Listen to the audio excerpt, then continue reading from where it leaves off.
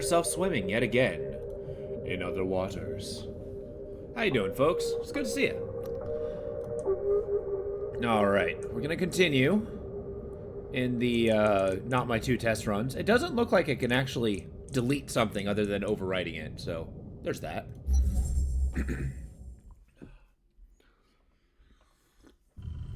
Gotta get ready for a bunch of reading.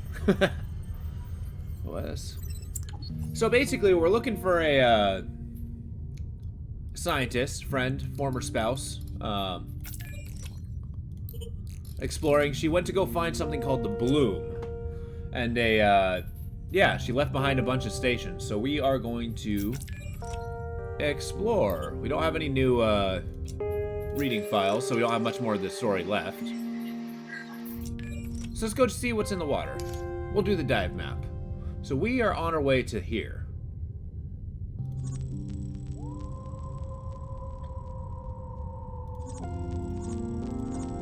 These, I believe, are things we've already collected. So yeah, we'll go here and head straight north with our, we got a new microbial fuel from some alien fungal stocks, or alien bacteria infected. Which is intriguing. I mean... Okay, so you find the controls and the utilities, where sampling and everything else is. Okay, that's what this little burst thing is. Once you've found a propulsion system, let's try to find out. But remember, it uses oxygen. Be careful. Oh, that could be dangerous. We've got a hang of it. Let's try crossing the Northern Rift. Well, I'll get the hang of it by going to the Northern Rift. I guess these are microbes? Or obstructions? Uh-oh.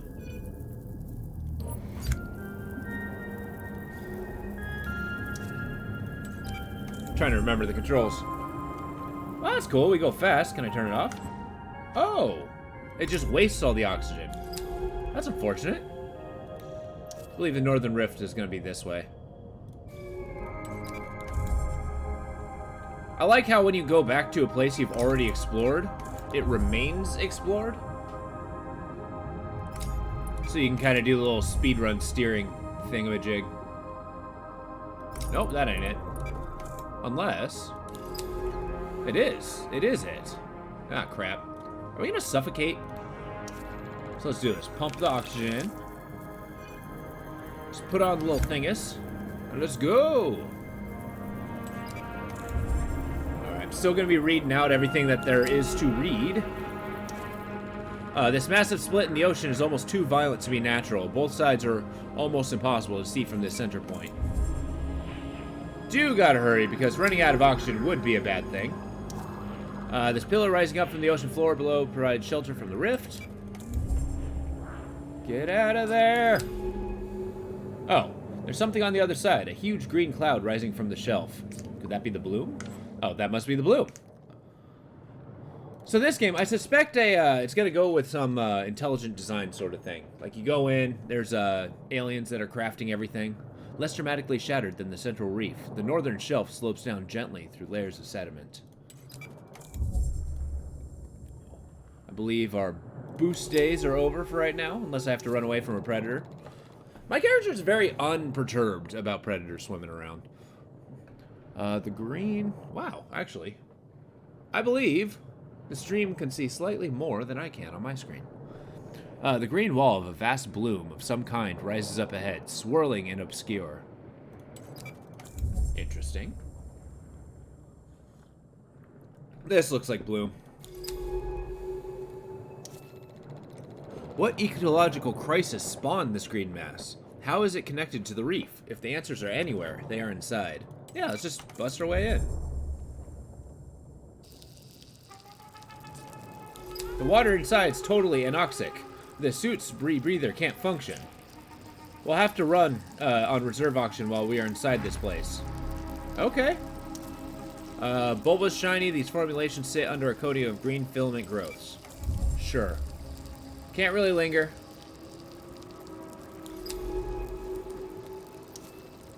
These pale, delicate fans are almost bone white against the clouded green of the bloom. Sample. Ah, shit, I gotta go. Water here both highly oxygenated, temporarily, blah, blah, blah, blah, blah. There's life still hanging on inside this toxic bloom, creating safe zones in order to thrive. Perhaps these creatures can help us learn how to exist in these toxic conditions. Let's take up some samples to see what effects they have on when we deploy them.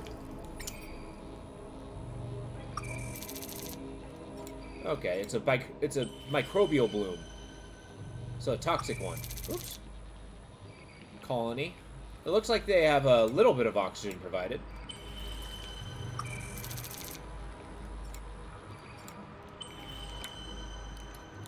What is this?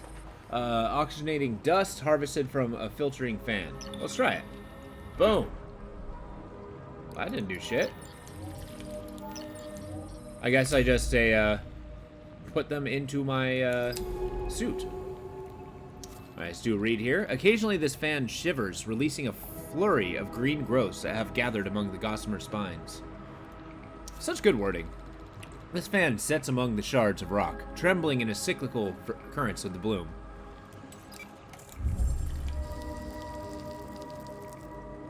You're gonna have to be pretty prolific in collecting samples. And, of course, I'm gonna always have to carry one. So we'll just consider what I have minus one.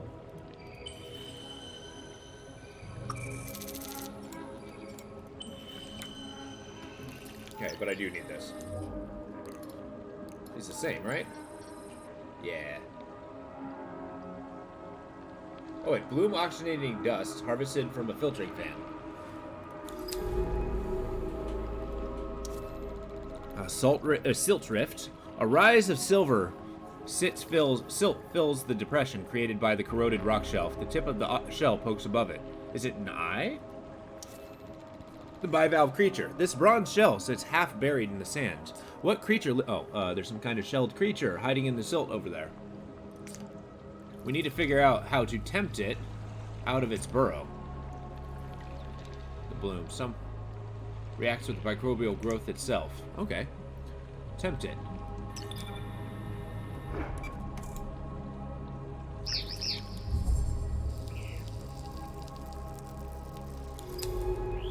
Baking alive! Okay. Let's head back, and then I can make a more educated dissertation as to where to go. Alright. Here, the rocky shelf of one reef flakes away into large, fragile sheets of razor-sharp edges. That sounds horrible. What about this one? Toxic waters. Away from the rock outcrops, the fans, visibility of the bloom falls to near zero. Actually, believe it or not, I think this might be the safer area. The razor-sharp rocks. We'll head this way. Navigate our way through a, Sure. Among the green, you see tiny blue flashes, occasionally flickering.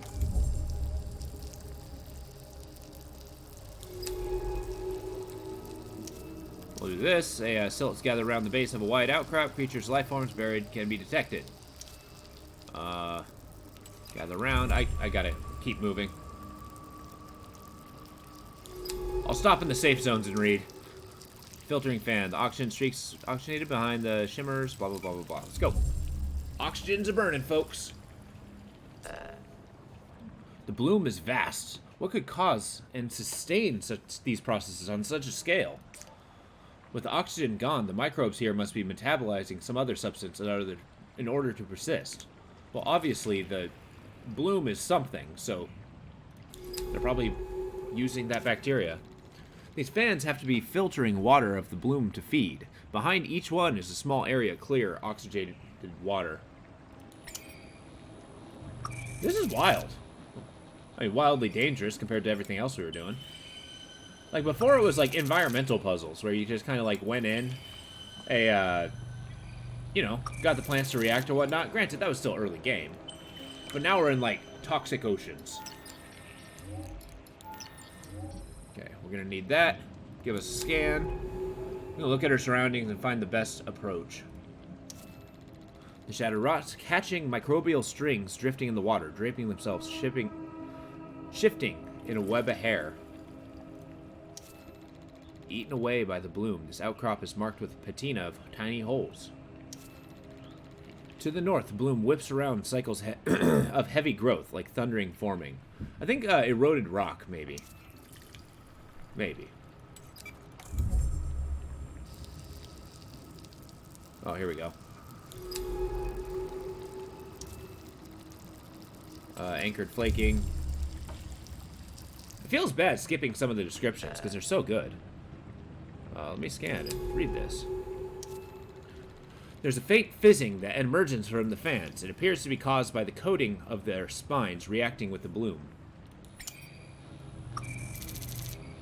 That sweet, sweet O2.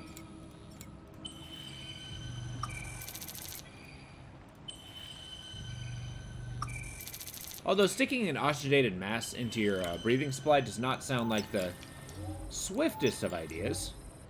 Okay, I'll keep 2 on reserve.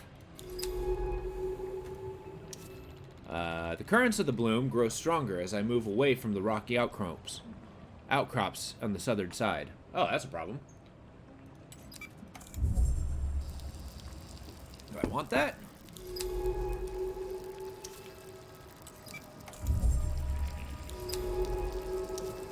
Bivalve creature, fan-like filters, retractable eyes, enable creature to totally conceal itself. Sounds good. Please go. Thank you.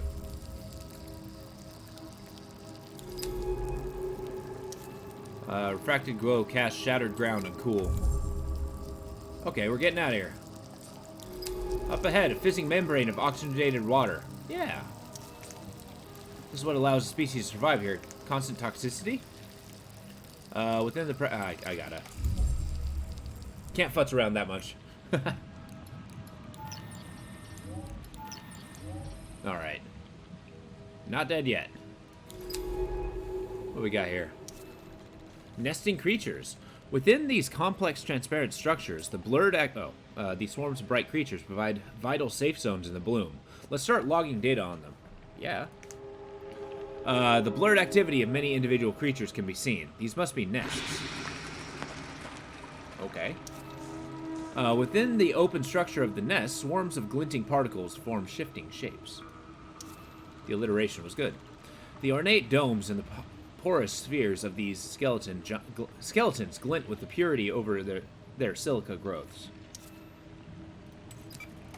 There's a point where I, like, trip over one word, and then I just start, like, you know, fanning over myself, trying not to fall over completely. An animal colony. Interesting. What do we got? Individual creatures seem to be able to digest the microbial growth. We can use this. Sampled with a woven nest. Got a little bit of fuel. Should try deploying a colony to see if we can create our own safe zone inside this toxic flood. I mean, I suppose so. What about this? Small construction drone from the base, corroded beyond use. What was the Minet building here? Oh, that's, like, important.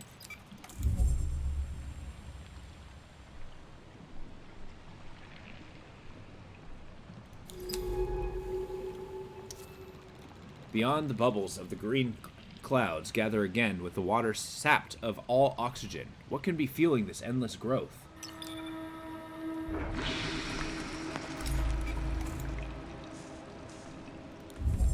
So I made a safe zone. That's neat. I figured something like that was going to happen. This northern part of the bloom, is a little shelter from the storm of green. I'm going to go into the bloom. If I need to drop it, I will. But I'd rather find more. Green in every direction. Great. That's heartening. I can see nothing. Is this where we die? This looks like where we die. Into the bloom. Feel like it's warning me away. Get a new heading. Go! Get out of there! And cool, we got a base. I'm gonna scan, though, because I want to read. Like the nests themselves, which are woven from transparent threads, the bubbles which protect them also seem to have delicate skin. Okay, a delicate bubble. being. What's an animal? Isn't animal considered a being as well, or is that presumptuous? Okay. From here, the bloom rolls out over a vast plain, scraped clean of sand by the vicious currents. This is as far north as we will go. I mean, if that's the case, I kind of want to get to the edge of it and take a peek. As long as we have Sanctuary right there. Nope, that's as far as north as we're going to go. She wasn't lying.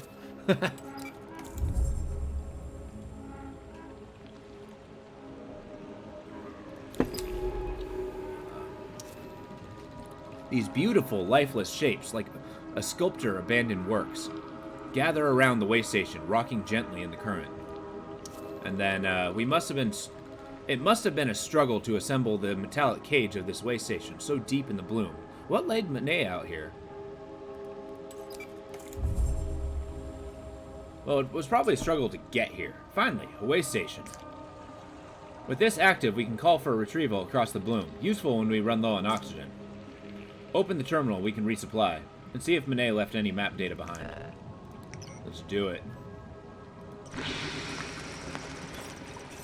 Power and oxygen. I love it. Okay, I've got our logs here. A lot of trips back and forth between here and a laboratory? That means she must have set up a remote lab somewhere deeper into the bloom. She spent months making trips to it, ferrying some materials from elsewhere in the bloom here. She was studying something important to her. Let's go to the lab. We have to find the lab. I'll log the coordinates on the dive map when we get back to base. I don't want to get back to base. We're busy exploring, thank you. These strange forms scattered around inside the bubble. Are these skeletons? Super oxygen. These resemble radiolorans but a far bigger scale. They are incredibly ornate. A colony of shattered domes lying in the silvery silt. What were these creatures? I don't know what a library drone is. Ornate mineral orb, honeycomb, oxygen bubbles. A nearby bubble sits alone in a flat plane, scorched chemicals process of billions of metabolizing cells. Side of the bubble seems so close to the way station, if it were to shrink, any foothold we would have in this green desert would be lost. Oh, let's go there. I'm going to explore a little bit into the bloom. If I need to, I'll head back. Abandoned in the bloom by Monet, and impossible to tell what oxide scrap was. This was another path we could have gone. Clumps of trails, microbial growth, cover the visor. Oh, okay, so you just can't see anything, and she's just kind of noting that. Nothing of interest, just more microbial clouds.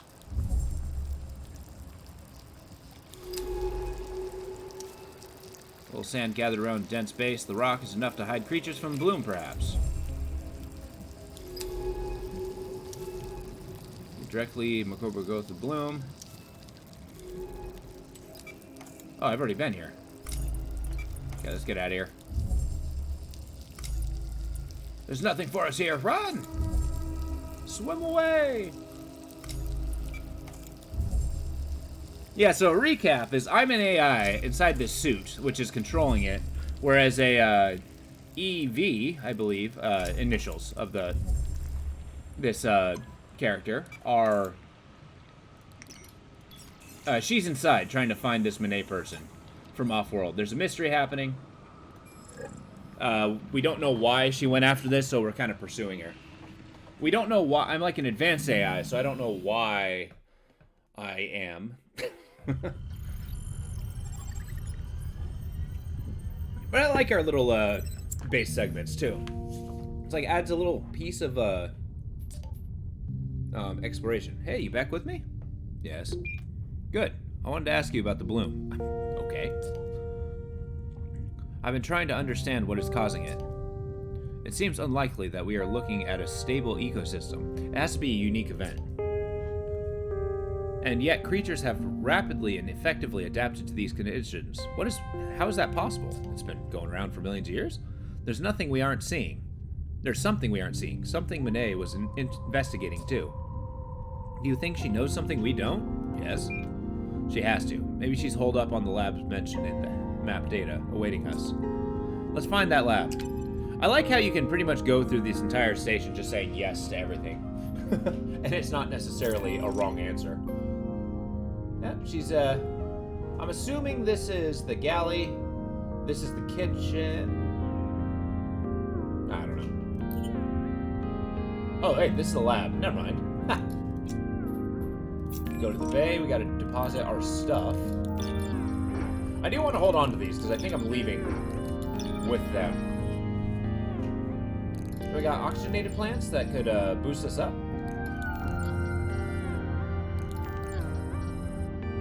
I mean, it's nice that I'm building an inventory, but...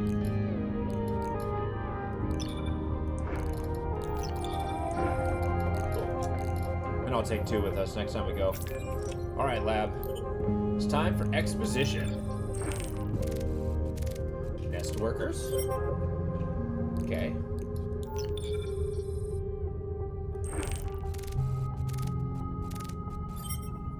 Did I not bring that one? No, I did. I'm just blind.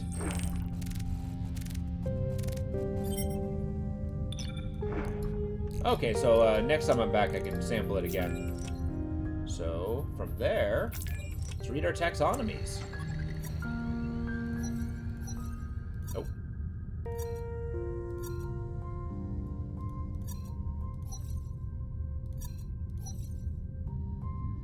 I don't think I got anything new. Interesting. Okay. Just gotta keep exploring. It's the only way. Habitat. She's not in it, but... Yeah, okay. Hear the satisfying oh, this isn't active. It's a very satisfying sound. The heavy bass of a piston hitting something. Alright, she's doing some analysis. I guess I'm checking out the dive map. Oh, whoa. So we're in here. We gotta head way down here. That's gonna be a harrowing journey. Jeez. Maybe not too far. I don't think I ever got there. Well, let's get the show on the road. I feel like this morning we got time for like a dive or two, depending how long they take. I woke up late, so it's gonna be a little bit later than anticipated. Or a little bit earlier. Shorter, that's the word I'm looking for. The very idea repulses my tongue. Okay, there's only one way.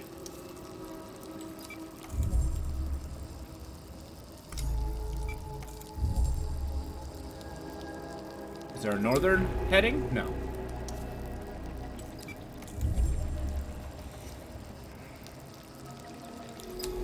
Alright, here we go. World rock formation sit weathered in green cloud. It's a shame it doesn't keep it up as I'm in transit. Alright, we're going this way. Twisting directions of Bloom's flow as fan cuts a slit clear water, microbial clouds. Yeah, it's just dissolving my, Oh yeah, let's do this. First, let's scan. Look at this guy. Nice. A pale, delicate fan. Naming these Bloom fans. When we finally get out of this place, I'll update the base's taxonomy logs, filtering through their bodies in a cataclysmic dust to counter its toxicity. So cool.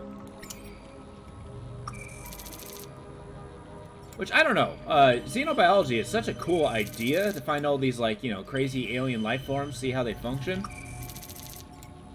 It's a shame it doesn't really have much functional use right now. Pump that in there. Yeah. The rock floor here is covered in a thin layer of silk, unmoved by the currents or creatures. So there's nothing here.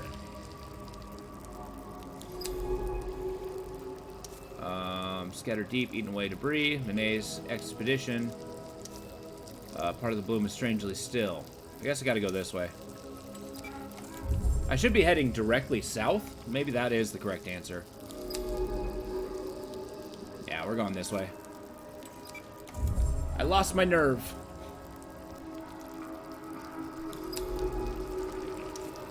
Alright, among the green clouds, a polycolored light, a huge bubble glows. There we go, out here. This bubble has an iridescent sheen, a skin made up of thousands of particles which refract light. That's cool. Let's go in the oxygen bubble. Just get in there. The delicate silicate forms of shattered geodesic domes seemed emptied of all life. What lived here before the bloom came? Alright, let's consume this. Let's consume this. Excellent. Just a little pick-me-up.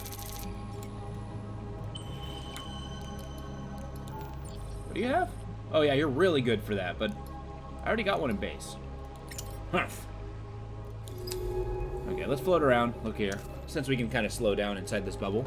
There's a... When their protective bubbles begin to fail, these creatures burst from their nests to repair them, swarming out to weave more threads. Oh, so it's like a cloth thread of a bubble. At the center of the bubble, rounded shapes sit in a bed of silt. Around them, the water dances with streaks of refracted light. Though physical objects seem to be able to pass the fizzing skin of the bubble completely obstructs the bloom's microbial clouds. Open geometric forms, beautiful and strange, sit huddled within the skin of the bubble. I'm gonna get close to this guy and scan so I can kind of get a full range of exploration. Oh, whoops. I had it open already.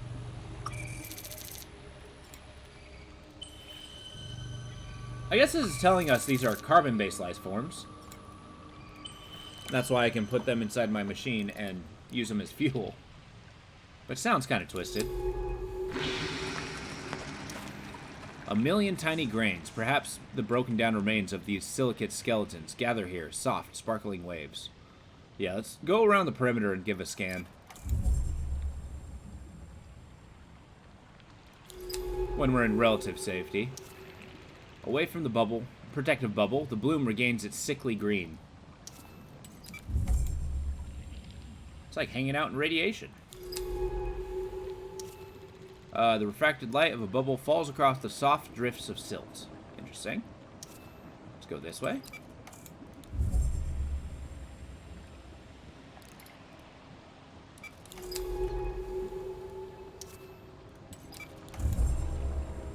Give a proper scan. Oh, there's a sample, huh? Don't mind if I do. Oxygenated skeleton.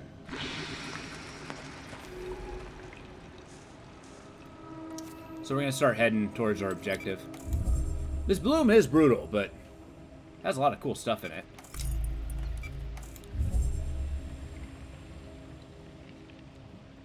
We are going to go on this heading. Let the dissolving happen. If it gets bad, I can use the thing. Heavily concentrations of microbial life turn the waters into a mere flat wall. Bloom seems endless. Good old endless bloom. Get in there.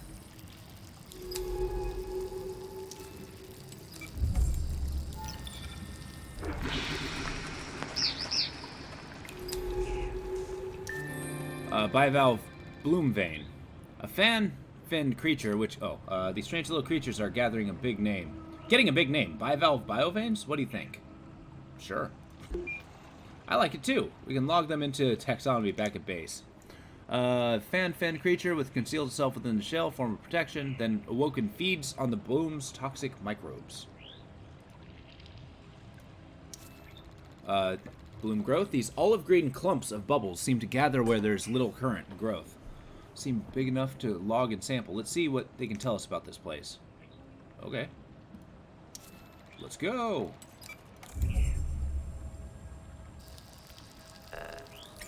Gotta be quick though. Got a little bit of oxygen.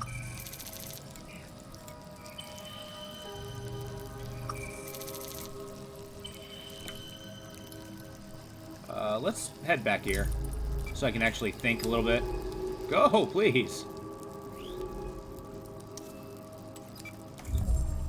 Okay. Hey, the bloom bubble. Bubbles grow from the samples from deep within the bloom. Okay. Neat. I'm going to assume I need multiple of these, so I'm still going to collect the ones I already have. The rocks here deep inside the scar shine with strange smoothness. That's cool.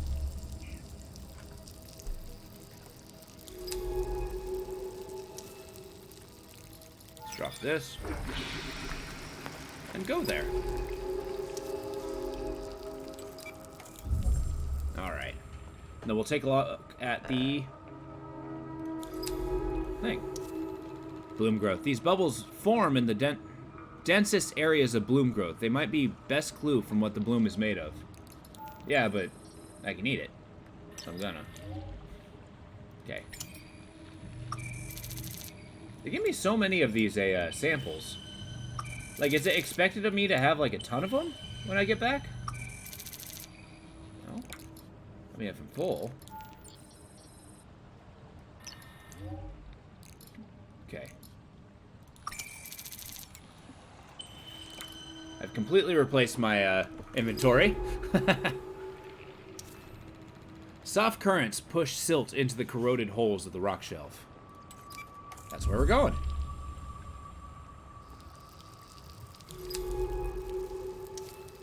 South of Bloom Ridge, current is non-existent. Clumps. Yeah, I gotta go.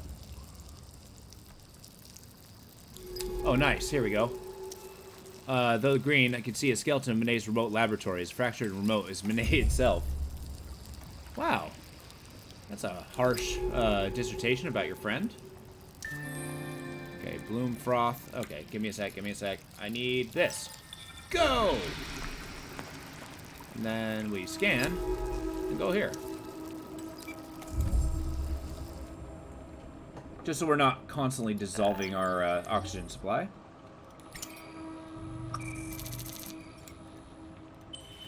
I didn't actually look at what that was. Give me a sec. Okay, it's Bloom Froth.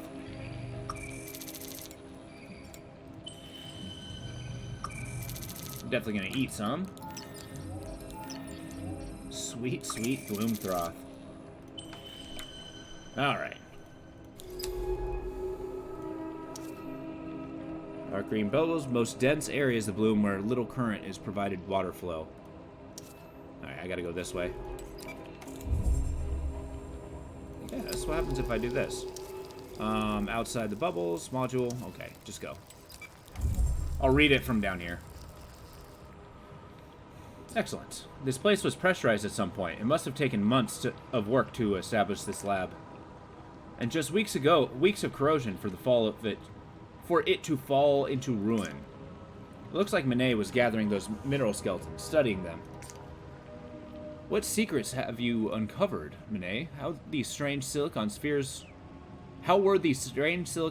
worth all of this? Well, let's go find out. Look here. Nesting weavers. We'll wait for Manet, or for Evie to say something. I'll call these weavers for those beautiful nests and bubbles that they weave. What would we do without them? Well, probably die in the bloom. Okay, as we are now, Manet must have relied on these protective bubbles, these spheres, to study the bloom and its ecosystem. More of these ornate silical globes sit in the silts. These bubbles must have been both their refuge and their grave. I didn't have one, right? Yeah. And beyond the bubble, there's an angular shape. The lad's second module sits silent, wrapped in cords of microbial growth. So we'll go this way. Gotta get us some samples. Yes, yes.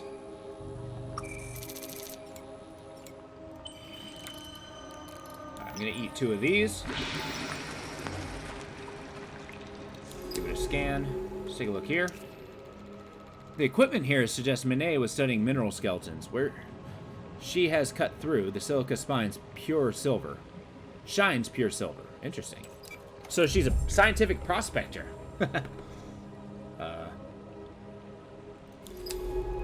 Okay. Second module. Sounds nice. Oh, wait. Let's get the bloom guys. So I can have a tool to make safe zones.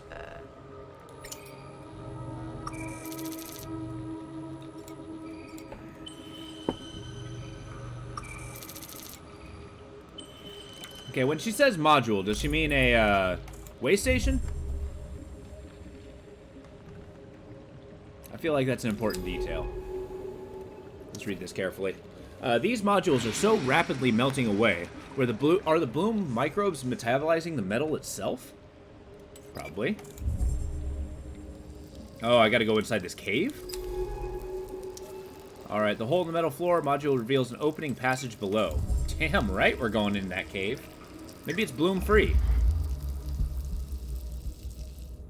It is bloom free. Lovely. We can take our time again. Monet must have laid this under the lab when she constructed it. The water is clear here, shielded from the microbial clouds. Yeah, is this where we find our corpse?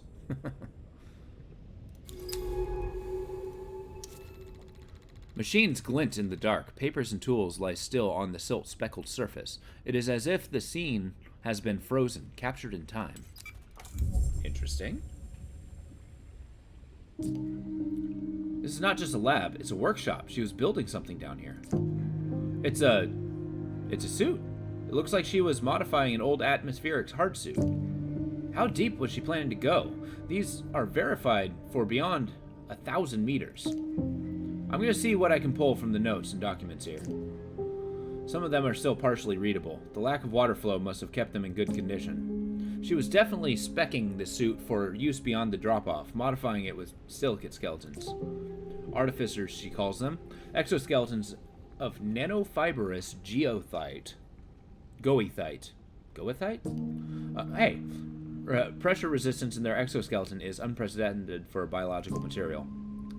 That would take the depth rating of a hard suit to pass 3,000 meters. Incredible. But why go over the drop-off at all? What was pushing her forward? She was incredibly driven, desperate even. She mentioned sending ROVs down there to the abyssal plane, cobbled together from bits of the base. All of them were lost, and her work on the suit failed. There were notes that's where the notes seemed to end.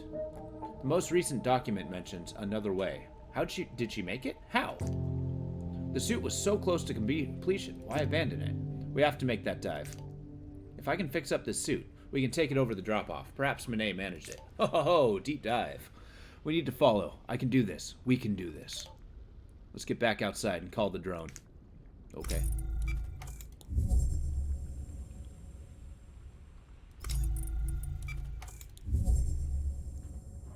Yeah, if we can go outside the bloom, that would be great. It'd be less time desperate. Let's go up here so I can, let the thing think. There. And away we go.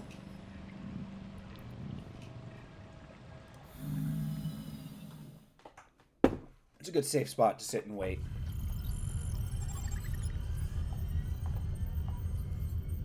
4.2 hours. I like how she shuts me down every time. Glad to see you're back online. Sorry for the rush, but we've got to move. I've been going through Monet's notes from her lab, and from what I can tell, she attempted a free dive over the drop-off.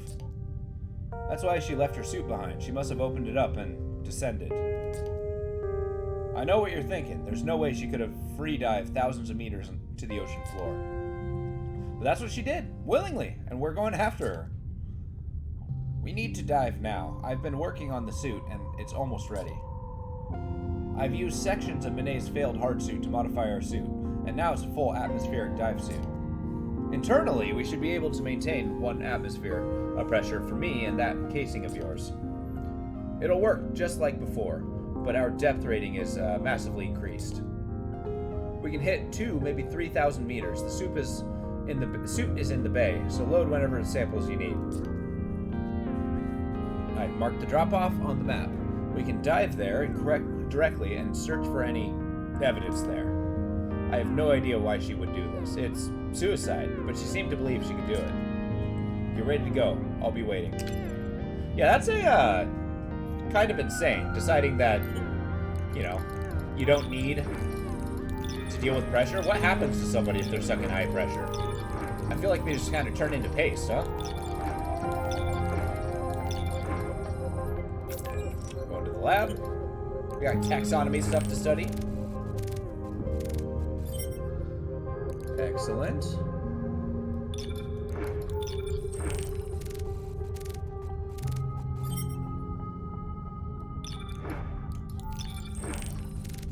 And there's nothing left to study, which means I can kind of use these on a journey in case, you know, things get a little hairy.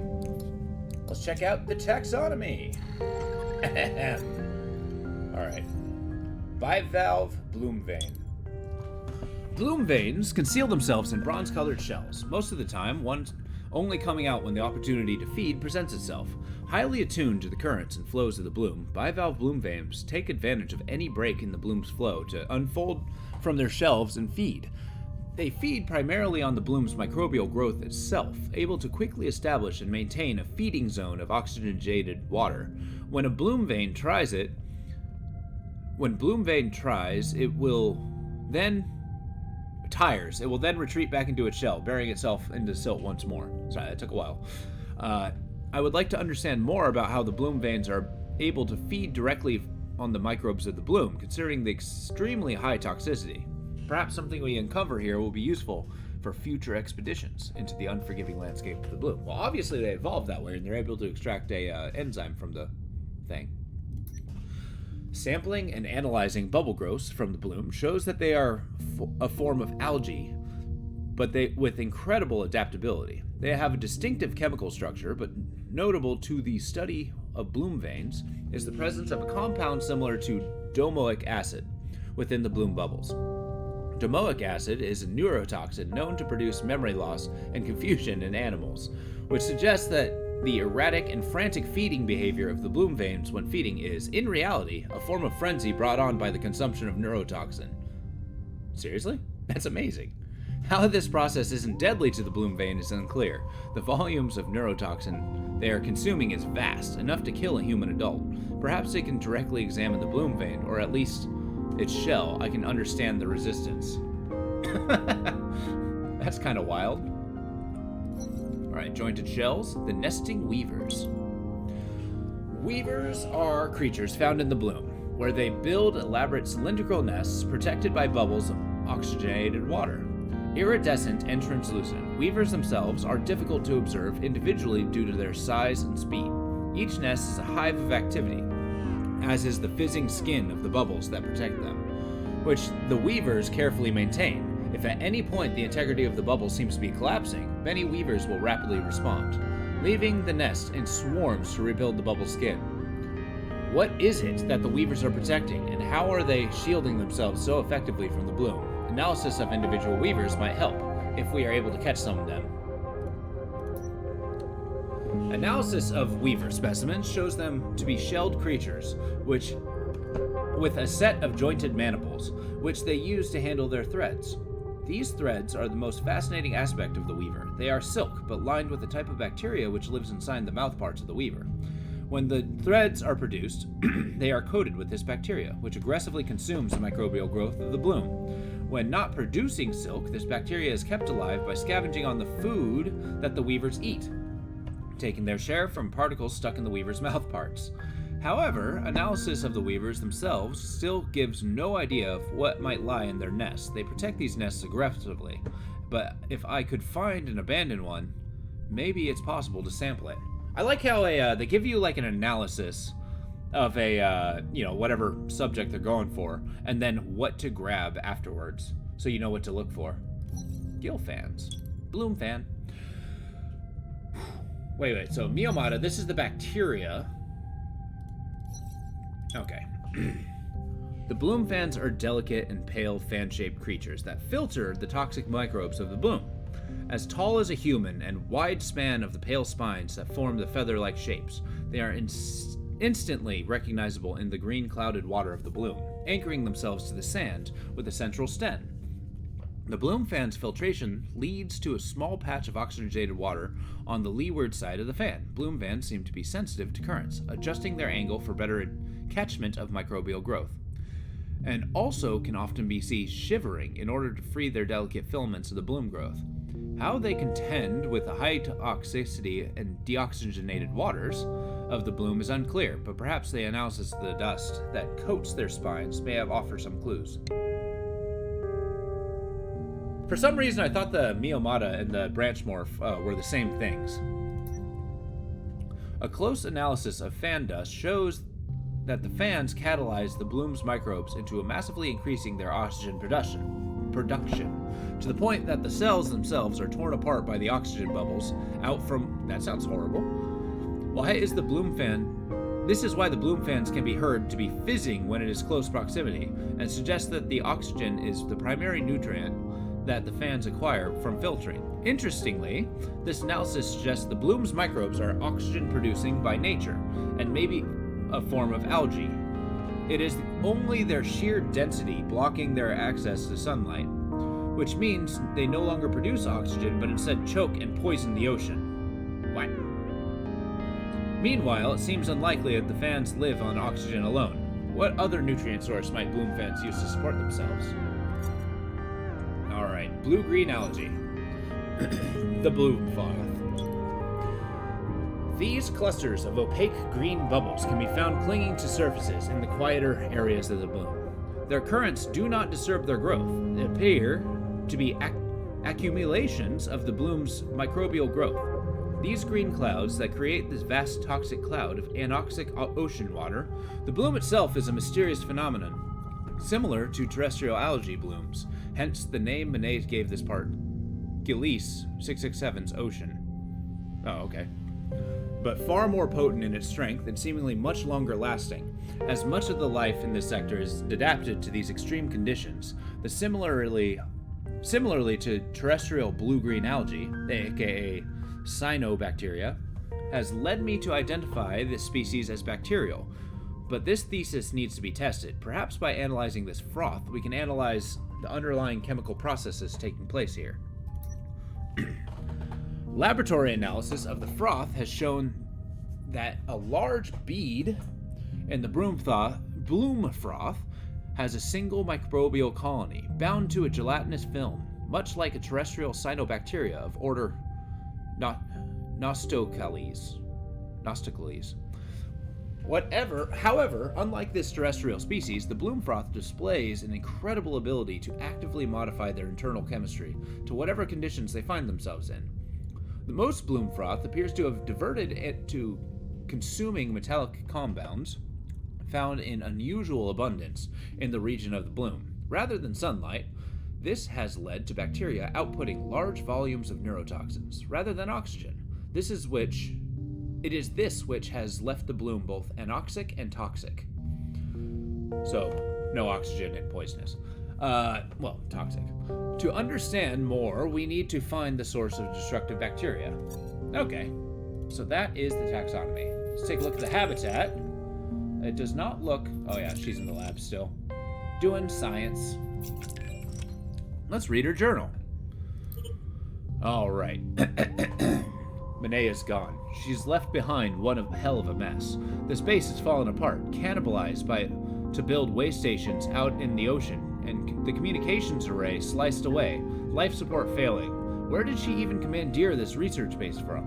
There's no way Baikal would have supplied it willingly. After what she did to them, what did she do? What did she call me out here for? To witness her disappearance? Or did she simply want me to encounter, as she did, the impressive life of this ocean? How could you have gone ignored for hundreds of years of exploration and conquest? There are too many questions to even begin. All I can do is keep an account of what happens here, so that if I can't answer these questions, someone else might. It'll be weeks, maybe months, until the next ship passes close enough to pick up my shuttle transponder. Until then, I'm alone. This place is unbelievably important. Our first contact with life beyond Earth, but something else is happening here too. I need to know what it is. I like that drive. Alright. We got destroyed comms, OBS. Observation blister is inactive. Okay. Satisfying sound. Once more. Let's get that piston going. Boom. Is that less? 34% efficiency? Ka-chunk. Well. And that's that.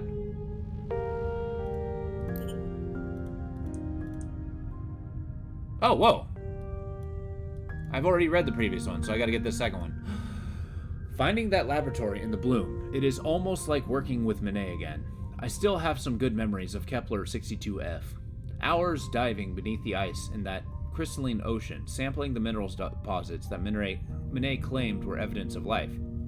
Our synchronized rhythms in the lab, working silently but in concert, lying beside her in the too narrow berth, the creaking pack ice rattling down the base's spine. But those memories come with unwelcome ones attached. One of Manet's quiet judgment, her deep sadness, her flaring anger. For a few short months, that subglacial ocean was ours, blocked from the universe outside of 5-kilometer ice. Its secrets were our own. But Manet had other secrets too. It seems like I will never escape her secrets. Here I am living among them, drowning in them, picking through them in search of answers. Okay, I read the right one. Well, now what? Do I go to the bay? Do I not have an objective? I've sampled. What do I do? Okay.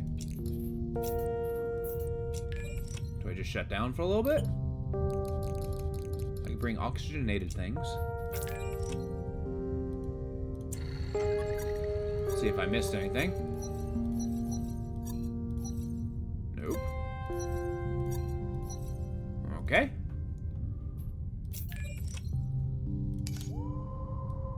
I guess I don't really have a... Oh, the drop-off. Okay. Well, I am going to get a very quick cup of coffee. I'll be right back, and then we'll continue.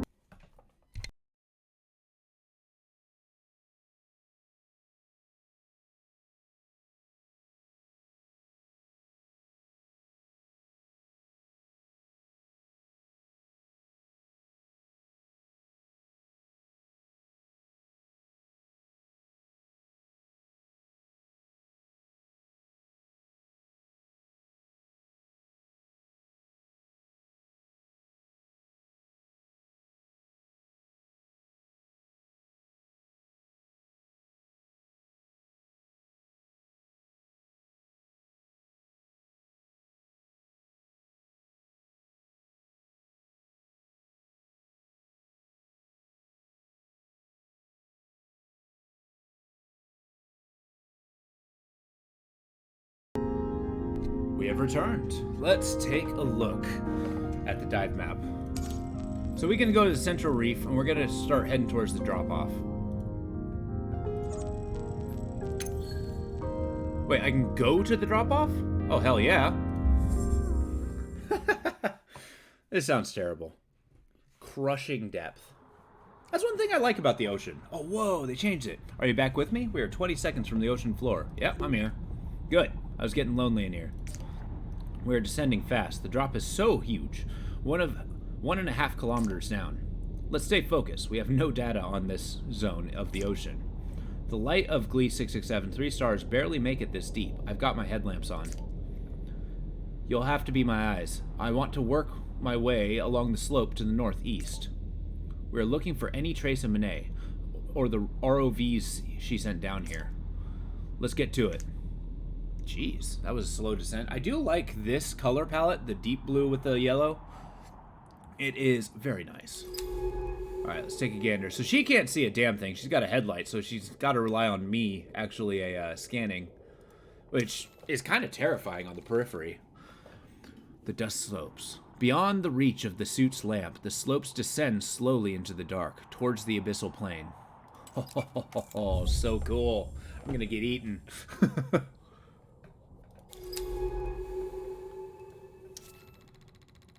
The heavy currents of the upper ocean floor don't reach down here, leaving the water still and silent, sediment suspended in the column. Okay, let's go find Manet. It's just emptiness. There's not even rock formations out here. Pale glow. A bioluminescent glow drifts through the silt. A faint but noticeable chemical blue. Hey, we got a little bacteria. Awesome. A tangled veil. It's a creature. These drifting veils of material appear to be... silken creatures are almost transparent. Apart from these lights, what are they? Appear to be creatures of some kind. They are pulsing faintly with pinpricks of light. Can you imagine just like being in the depth of just utter blackness around you? All you can see is like the dirt in your headlamp range, and then just you see this pale, glowing leviathan in the distance. This veil stretches away from the tangle of the group, reaching towards new territories. The group? There's a lot of them? Oh, okay. There are. Oh, boy. Tangled veil. In the headlamp of the suit, I can occasionally see a vein-like texture to the surface of the deep veils. What substance sustained them?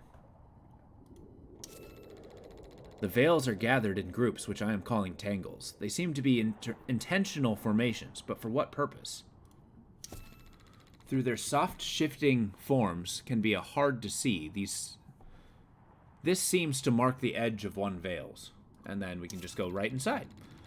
The diaphanous veils twitch, suspended in the water. They are seeded with pinpricks of bioluminescence, like distorted starfields. Yeah, these things probably eat creatures, like Deadfall or something.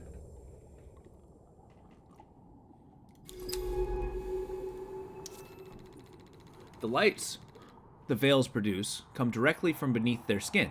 They shift from transparent to light-emitting in undulating waves. That's a good word, undulating. Between these two veils, some clear water is visible, a temporary corridor between two hanging sheets. I mean, I want to go in the middle. Ah! Okay, yeah, they hurt you. They're stingy. Though tangled and without a clear sensory organ, these creatures seem to have a strong control of their position in the water. Okay, so I need to weave my way through this dangerous maze now, because it seems like they zap my power out for me. They're electricity-eating monsters. Studded along the veils are the remains of creatures that have been confused by the lights and caught by these transparent hunters. A gap between the veils is... Is it that these are two competing individuals, or this is just a temporary separation of a single group? And then here, surrounded on all sides by drifting sheets of bioluminescence, the space is fluid, shifting interior. Oh boy. This is excessively dangerous. At closer inspection, these veils are jeweled with the half-digested remains of other life, passing conveyor-like from one veil to the next. Here, the tangle is receding, a few of its trailing veils hanging still in the dark water like the poised limbs of a dancer. It doesn't quite roll off the tongue, but it's a really good line. What do we got? There we go. A wide, delicate, silken panel of bioluminescent cells. I'm naming these strange creatures snare veils. They are such beautiful traps. No. They work in unison to entrap and digest creatures which come too close. Fair enough. This veil is blinking the same sequence of lights over and over. Perhaps it's a way of attracting curious prey to their grips. That is absolutely true of very... why didn't Monet tell anyone about this place? The life here is the biggest discovery in human history. Do you think she's trying to protect it? No. It's true that she told me perhaps there are other secrets she is trying to hide. She always had her secrets, but this feels bigger than that. Away from the veils, the waters returns to its inky darkness, resisting the strong beams of the suit's lamp. I like the idea of a darkness that resists the light that it goes into it. The silt has gathered around the base of two large outcrops, forming a natural respite from the steady downward pitch of the slopes. Well, this looks like a decent enough formation down here. In this abyssal hellhole. Dark basalt layers rises up out of the slope like fractured towers, each jagged layer carrying drifts of silver silt. Silver silt is not an easy thing to say. These dark towers of angular stones are the telltale signs of volcanic processes active under the planet's surface. Just like these huge dark monoliths in the abyss. It would be awesome to see. I would love to do that. It'd be terrifying, though. What must be one of Manet's improvised remote vehicles lies twisted in the silt. Could it have been disabled by the Veils? Oh, what's that? That's debris. It's one of Manet's ROVs. Wait, to my left. Is that a body? Human creature. It's her. Oh, shit. Is that... Oh, God. Is this a rescue, or she's straight up dead? She's here. She's alive. Wait, what? We are reading life signs, and she is breathing. That can't be right. How long has she been here, lying in the silt? We have to bring her back to the base. But I don't... Okay, focus, Ellery. What do we do? We can use the ROV to boost our signal to the base. Send for the drone, then we can start the ascent. Get me back to the ROV's debris and hook us up at the terminal. Although, how are you going to deal with a decompression sickness? Like, that sounds like you could kill her, bring her back up.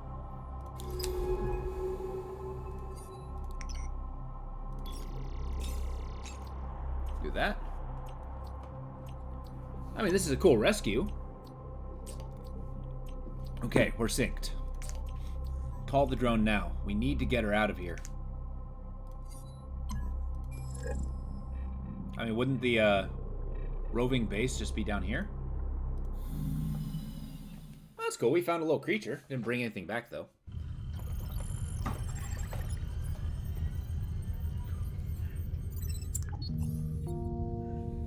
Alright, now what? Oh, you're back. I need to talk. I'm on the medical level. She's totally unresponsive. I don't know what to do. I don't even understand how she's still alive. I keep going back to the image of her, blue, silent, staring out in the silt. A thin stream of bubbles flickering from her mouth. How long has she been there? The pressure alone should have crushed her at that depth. This doesn't make sense. But she's alive. I need to talk to her, but nothing. I want to understand. I want to know what's going on here. I haven't seen her in years, not since she left, and now, here she is. Do you ever imagine all the things you are going to say to a person you see them again? Yes, actually. I wanted to scream at her, to whisper to her, to tell her I came here for her. I don't know why I did, but I did. I think it's because I had to hope for something to change, for there to be an explanation. For those months we spent together, to mean something again. Sorry, I'm not making any sense. This makes twice. 2 times she's turned up my life upside down. At least this time I knew what I was signing myself up for. It's not like I had to be anywhere to be. The further I am from that dying planet, the better. So she killed a planet? What comes next? We keep going. She was looking for something out there, something important enough to leave her like this. It's our turn to take that forward, to find the explanation.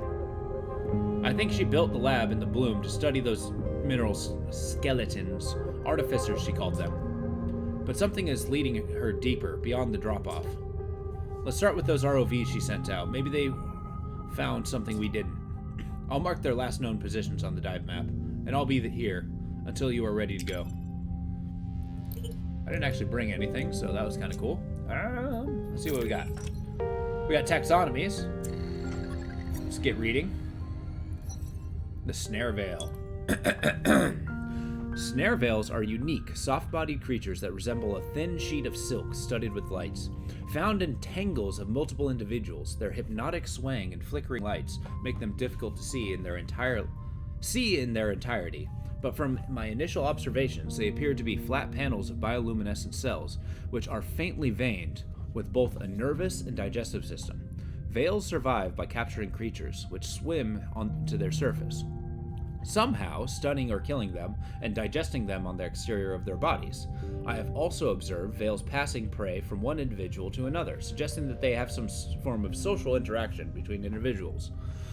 Analysis of digested remains leaves behind they leave behind might give some clues as to their predatory behavior. You know, that's kind of cool. Got these crazy jellyfish creatures. You got the habitat. Oh, hey, we got a journal. She is still alive. I never thought I would see her again. Not after she sliced the core from the base on Kepler 62F and took the shuttle to God knows where. I spent weeks slowly freezing in that base, waiting for the Baikal Systems team to come get me. After that, it all fell apart. There was never any life on Kepler 62F. Minay had faked the whole thing. She wanted the data core she knew Baikal would provide when she gave them evidence of first contact. Baikal blamed me, and my work as a consulting biologist collapsed. What? Oh, she never... So she lied about finding life. She wanted the data core. Okay. I limped back to Earth to take a post-grad position on that dying planet. There is little need for marine biologists in a place where the only oceanic life is kept in a tourist-choked reserves. That's where I stayed, watching the endless exodus of humans with enough money to leave, looking out across the dead ocean at the pinpricks of their shuttle rocket flares. Until Minay called me there, I should blame her for everything. But I just want to know why. Perhaps now, if she ever wakes up, I can ask her. Wait. Give me a sec. Wanted the data core. She knew... Okay. So it was all about a data core. There we are. Yeah, and then we got Minay here. Comatose state, muscle loss apparent, erratic brain activity. Seems like she's like in a crazy meditative state. Like somehow she used meditation to survive deep pressure. I don't know how that works. Alright, we're gonna take a look at the dive map. What are we up against? Whoa, we got 2 possible destinations. I think we're gonna go for the closer one. The Dusk Slopes. Oh, it's actually not too far, all things considered. So we can go here and start moving this way to get the map data. I like how they encourage going into here. Silt trappings outcrop look to have favorable conditions. Nice. So if I wanted to get a full journal entry, I'd have to go back here, but I'm going to progress the story for this, and probably 100% on my own time. But I'm going to briefly turn off my heater. 2 seconds. There we go. Alright, let's see what we're up against. Confirm dive to selected location. Yes.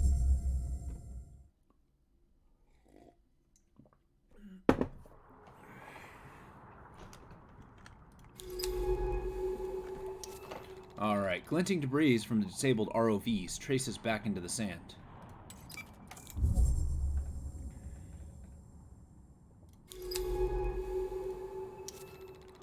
Unmistakably, basalt formed in some volcanic trench eons ago.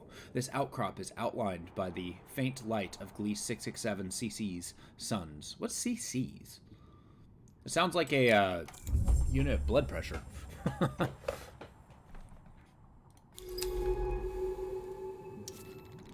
East of the ridge, a small rise opens into a flat plain of dampened silt. The pale floor descends rapidly away from the ridge in the direction towards the field. So we're going to go this way first. I believe that's what it was pointing at. Is this where I find the giant Leviathan that destroys us all? A featureless expanse, lit flatly by the suit's lamp. Ooh. Just that crushing darkness.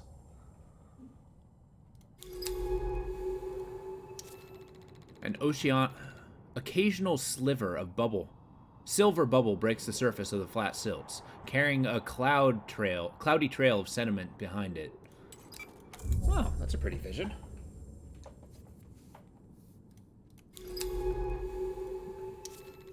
Repeated trials of unknown creatures mark the sand, wandering back and forth across the rippled surface. Yeah, years ago, I went to the ocean. It was, like, deeply fogged over, like, to the point where you couldn't see 10 feet ahead of you. And it was, like, a cool, ethereal experience. It was like, you know, you're on a flat plane. You couldn't see very far. You can just hear the crashing of waves in one direction. And it was kind of like, you know, you see, like, figures of people walking by or animals kind of picking, like, occasionally as you're going along the beach. It was really cool. Bubbles of methane trickle out from beneath the silt, creating silvery columns wreathed in sand. Okay.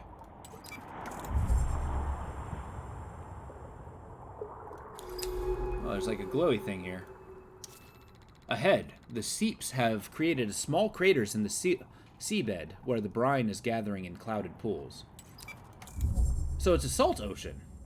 Neat. What are these? You're just gonna leave us hanging here? Brine pools. Oh, these are brine pools. Okay. A shimmering landscape of ghostly pools stretches out in the lamps. The dense brine sitting in the craters like undersea ponds.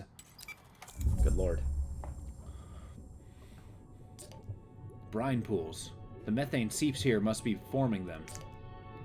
The pools themselves will be toxic and also anoxic. Let's navigate carefully. They are beautiful, fog-skinned puddles sunk into the seabed, but they are dangerous.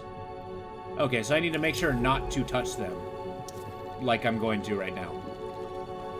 The seeps imprinted the geological patterns of the underlying rock to the silt, forming both deep pools and untouched rises. Yep, that sounds about right.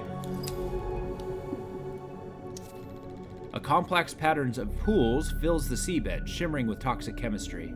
There's life down here, though.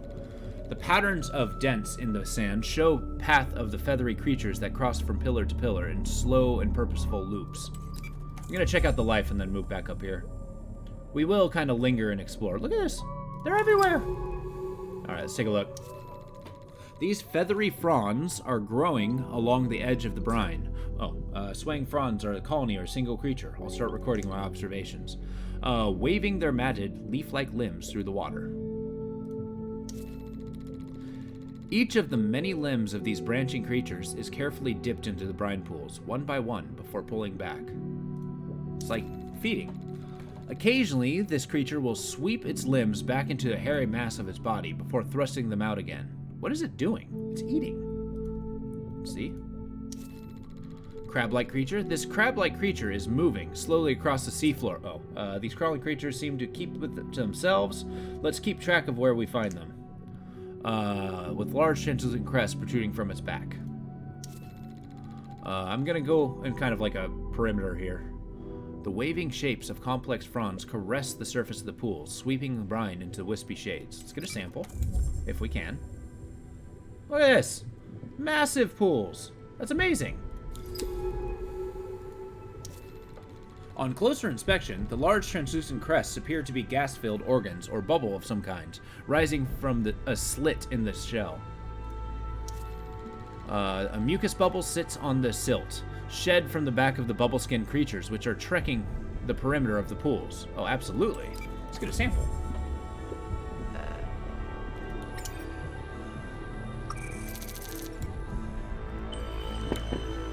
What is it?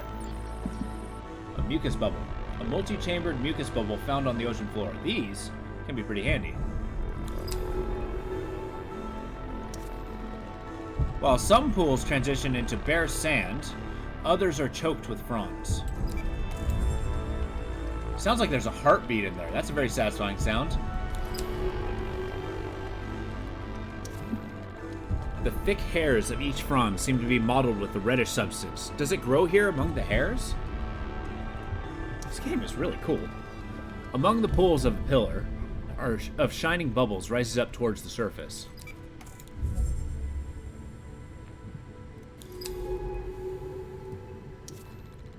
Bright orange carpets of microbial growth gather beneath the waving fronds, stretching away from the pool. We could sample them here. Absolutely. Let's give it a scan first, because we got life. When a limb is removed from the brine, the red substance matted into the hair seems to glow brighter, shifting in color. Let's take a look. Okay, it's a little bit of fuel, a little bit of oxygen. I like it. What's this? Brine mat. An orange bacterial mat is sampled from beside the pool. There's a lot of bacteria to be sampled in this planet. All Alright, sandy rise. From the slight elevation, the gleaming surface of a huge brine lake can be seen out to the east. Which, this way. The dipping motion of the fronds as they filter the brine creates a hypnotic sense of motion along the edge of the lake. God, that's such a cool mental image. Just like a waving grass of, you know, bacterial life. Or I guess plant life. On the edge of these glowing yellow pools. Let's take a look. It seems that the substance caked in these creatures' hair is reacting to the brine somehow. Perhaps it's helping them feed. I mean, I can go this way. I'll probably nuke my fuel, though. A bubble shed from the back of a creature sits at the edge of the lake, brine curling around its base. I'm definitely going to grab that. A bank which skirts along the edge of a large shadowed pool. I mean, I gotta. There's no way not to. Ah! Okay. Let's get that sample. Just another mucus bubble. What do we got around here? Oh, and I can just keep going in this abyss? These wandering creatures noisy chew away at the rock and silt at the ocean floor, filtering it for nutrients, perhaps? I like how they walk through the lake. A faint pulsing glow, like the lightning in a storm, can be seen beneath the cloudy brine. Oh, obviously I have to try for that. Okay, cool. Branching and feathery fronds which grow alongside the brine pools. I'll log these creatures as brine eaters. You can take a look at my observations back at base. Carefully dipping their matted and stained limbs out in and out of the brine. And then this one. Here's a complex pools, melts into a lake, which shines with a toxic intensity. Can anything live out here? Well, we're literally looking at life. There we go. We're getting the glowing candidate. Gotta be fast, though.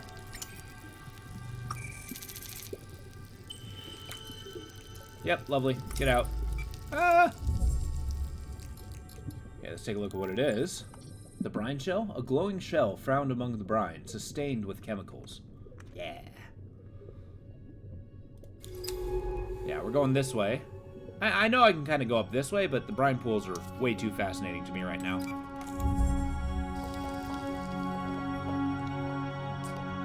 The brine lake is vast. I can't see the other side. What might be hiding within this toxic fog? Do you think life might survive out there? Yes. It's true that this planet has shifted my ideas of what is survivable. Perhaps there's something out there waiting to be discovered. That's for another day. Different individuals of this species seem to have varying size of bubbles on their backs. Are they carrying oxygen in there? I also saw something speeding out this way. So we can go to the pool. Deep crater. This hole cuts into the bedrock of the plain. Could this be caused by a seep? It looks more like an impact crater. Let's go down this way. Kind of explore the pools a little bit more. Brine waves. Something out in the dark is sending slow waves to this burning beach. What could live out here? It's burning, so it's really hot. Oh, that's gonna hurt. Ow. Okay. What else we got? The water is a blinding milky white flow in the headlamps. I'm not doing it. The edge of the lake is stained with brightly colored bacterial mats which recede beneath the cloudy toxic mass of the brine itself. I mean, they're probably going to want me to go into the brine. Oh, good. Just go straight over the lake. No big deal. There we go. Stilt-legged stone. This tall, crab-like creature's tower... how can these creatures survive out there among the brine? I'll start keeping notes of their behavior. An unusual assortment of rocks, shells, and bones adorn its back. Oh, that's cool. The curve of the lakeshore extends out of sight. Makes a lot of noise. Extend out of sight, and the other side of this vast depression is too far out into the dark to be seen. The haze lifting from the lake and the pools all around make visibility very poor. Vague shapes flit in and out of the column of bubbles. Do I go in there? I don't go in there right now. Fascinating. I can kind of go in this way. I can go this way. Let's go this direction because I saw flitting life out there. Pools like fogged cauldrons mottle the seafloor. Bacterial mats, bright smears of color to the scene.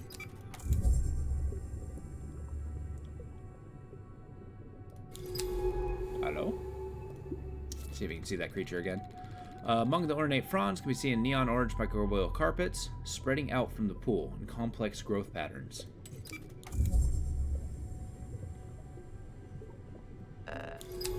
Oh, there's samples. Hello. Nice, got more brine mats. Nice. These have O2, right? Yeah, a little bit. And good fuel.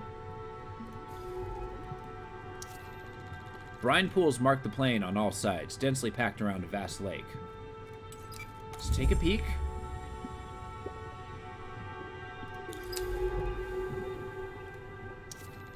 Unlike the shallow seep marks the south, these deep craters plunge through the silt to the bedrock. This rise projects out towards the vast brine lake to the east, cutting between the deep pools. Alright, we'll go back in when... There we go. Fast creature. These rapid swimming lobster-like creatures have dark shells, very large translucent trails. These creatures are so fast, their dark coloring makes it hard to see, but let's keep track of them. Very large translucent tails. How do they move so fast? And what's this? Among the edge of the larger pool, the shells of skeletons of creatures loom out of the silt, victims of the toxic brine. I mean, it's an object. I can investigate it at least. Yeah, okay. This is just a feature. Now we're going inside the brine.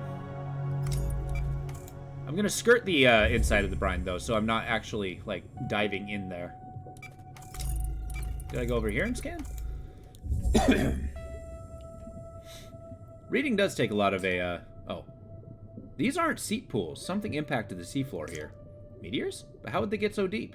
How could the creature have left these? Or some... There's gonna be some kind of titan around here. There's no other way. A thin causeway leads between the pools, away from the lake. Now, I want to go toward the lake. I think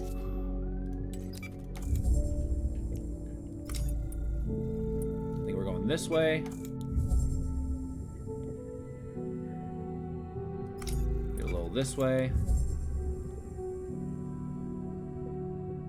There you go here. Pump one of those into my suit. All right. Between the wall and ridge of the corroded shelf is a wide strip of pale and silvery silt. It's a feature. A thin strip of sand pushes out into the lake, surrounded by toxic pools. A small bank of silt is slowly slipping away beneath the cloudy surface of the brine pools. This lake is larger than any seep I've seen on the Earth.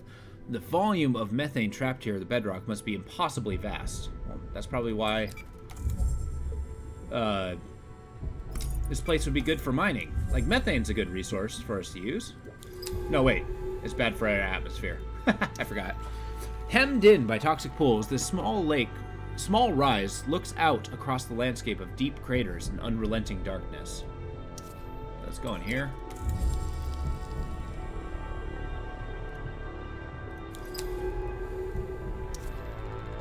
And the edges of the lake are like a miniature landscape of craters and depressions. A stained slab of basalt juts out of the brine pool, providing a tiny safe zone from this toxic liquid. Let's do it. No risk, no reward! Ow. Okay. And I got nothing for it. Alright. A mucus bubble shed from the back of a creature sits on top of a small pile of silt, as if it were an egg. It might be an egg. Fine. Get as many samples as we can. Excellent. And you're good. O2, yeah. In case things get a little hairy in here. A radial pattern of depression on the rock suggests debris is expanding outward from an impact point. Alright.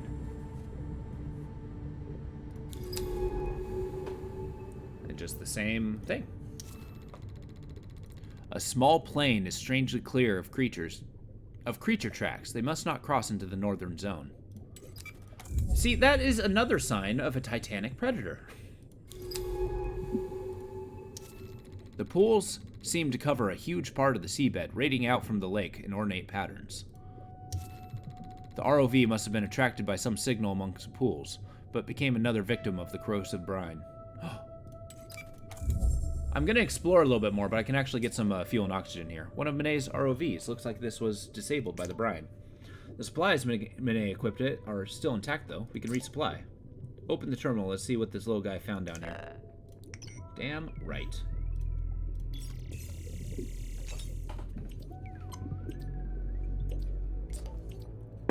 Wow, you found something big, didn't you, little guy? It looks like...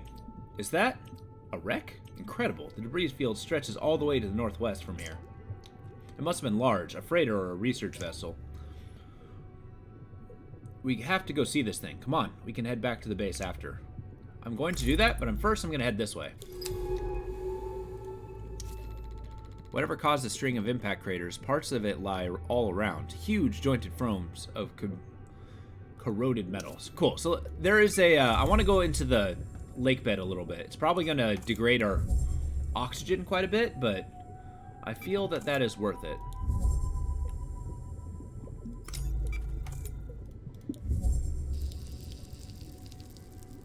Yeah. Probably see some really cool stuff. Let's do it. Ah! It just keeps going? Beacon Lake, what are those?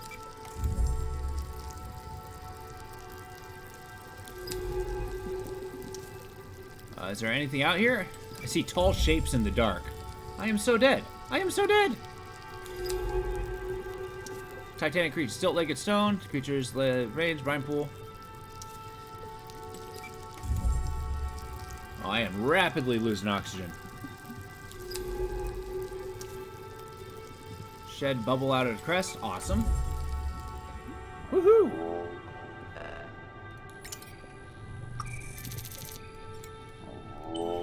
I might have to eat one of those on the way back. Alright. From the small pool at the lake's edge, a pale blue pulse is flashing. I swear I see lights blinking in the response to the out above the brine lake. I mean, obviously, I gotta get the sample. Let's be swift. Brine shell, lovely. Ah! Get out of there!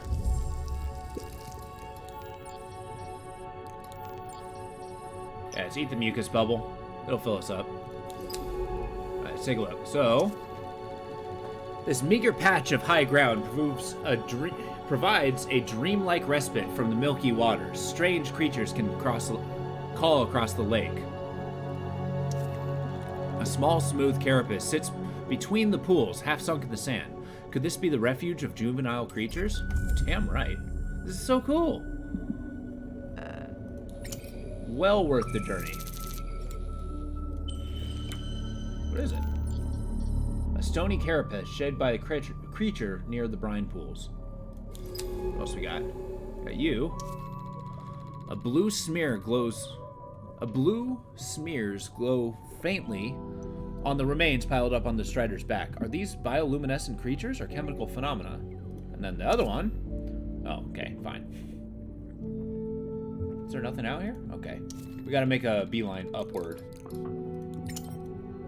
The ocean floor rises back out of the pale brine into a series of rounded pools. Let's go! You will scan quickly and get the hell out of here. I swear I can hear the brine eating away at my suit. That's terrifying.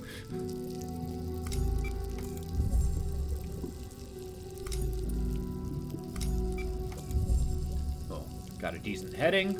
We're out of the danger. And we'll head back to the ROV and start exploring the northern region. God, exploration is such a cool concept in games. I mean, I know some guy made this, or some group of people made this out of their, imagination, but like, damn. It really is something. Writers in general, just being able to inspire just like a sense of discovery. Just, you know, out of their imaginations alone. Like creating a world with your very brain.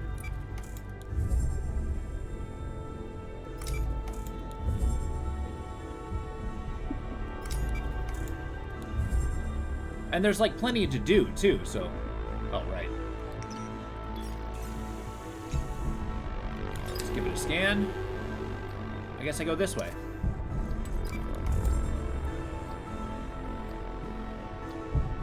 Still got that giant heartbeat. Here's the edge of the debris trail. Something sank here by the spread of debris and exploded. It has been here for years, decades. The metal is corroded to little more than a frame. That means Monet wasn't the first person to come here.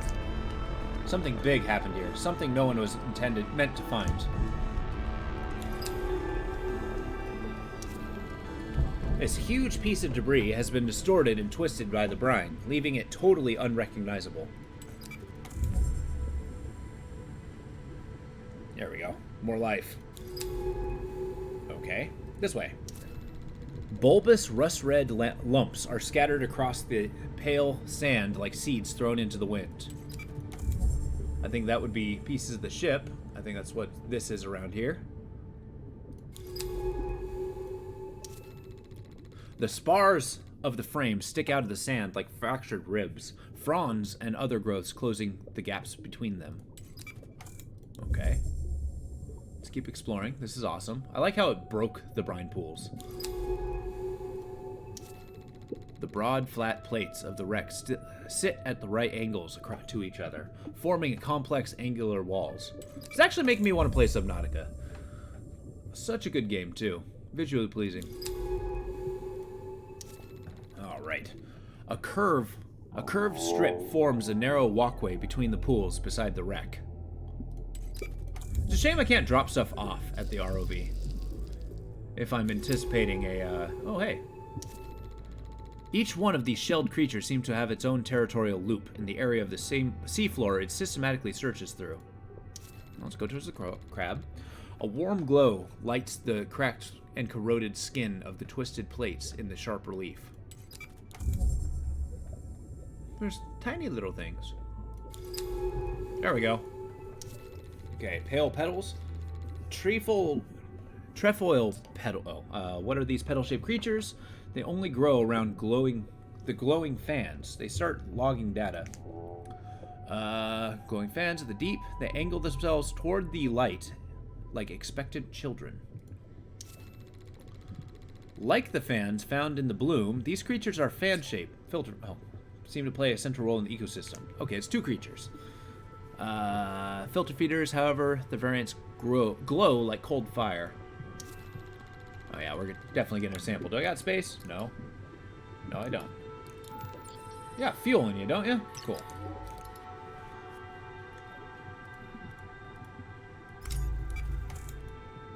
Alright, let's get that sample candidate.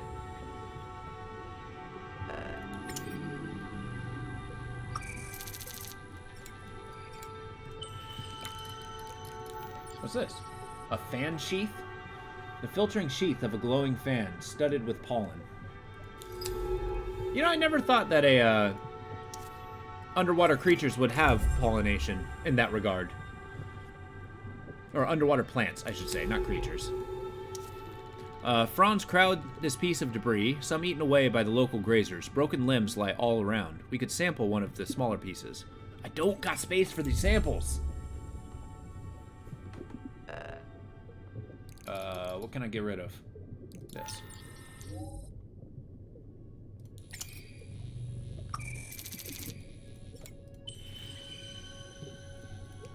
What is it? A piece of hairy branch broken off from a creature. Let's get the other one. I feel like one's harder to find than the other. There we go. Excellent. Now,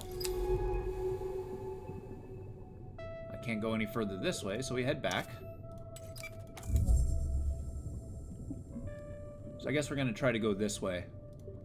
See what we can see. Yeah, there's no more movement points.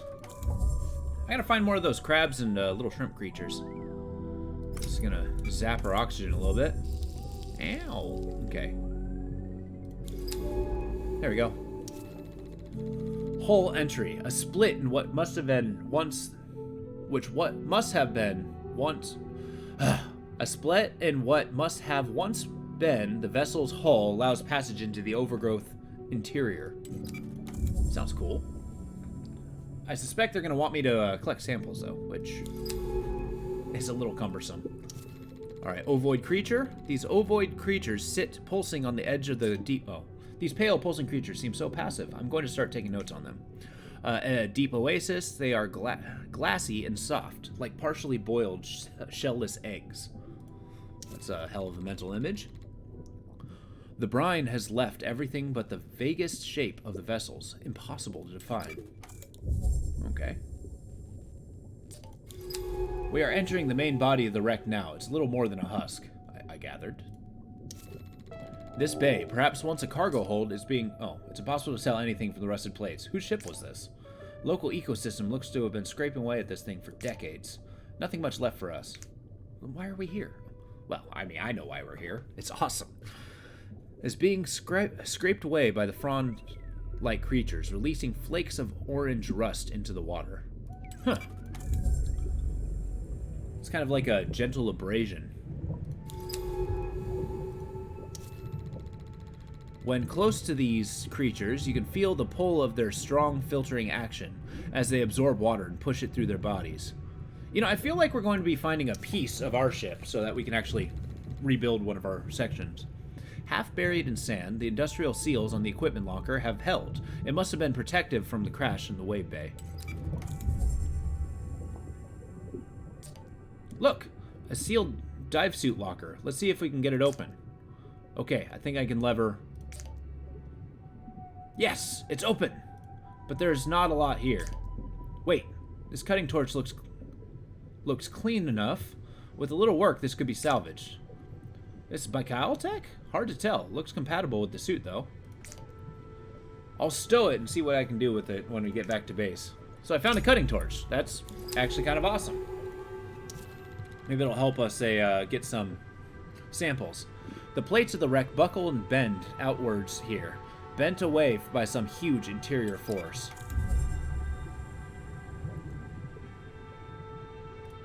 Although at what point does a biologist just become somewhat invasive and breaking away at the ecosystem? Oh, wait. The craters clustered around the vessel suggest the explosive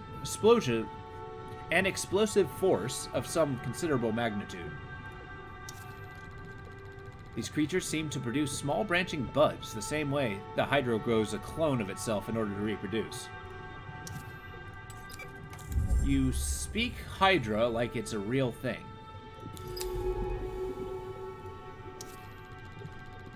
At this creature's interior sits a sphere surrounded by a reflective membrane, bathed in light from its transparent sections of its body.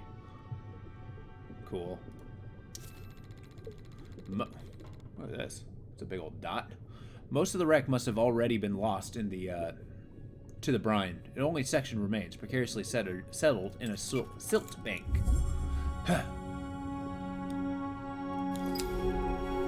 I think I see a Walker. Could this set of seeps be created by the wreck's impact? Perhaps it breached the bedrock, protecting the methane below. Whoa. There we go. We got the crack. Lungcrest. I'd like to call these lungcrests, so the bubble they carry on their backs are so cumbersome. And then, whatever its origin, the wreck here has become a sanctuary for the ocean's life. There's beauty of to its reclamation. I'm gonna go back towards the pools, see if I can see anything on the outskirts, and then I'll come back in here. But of course, the crest shell... Oh, absolutely. So you're really good fuel. Kind of want 2 of everything, though. I don't think that's possible.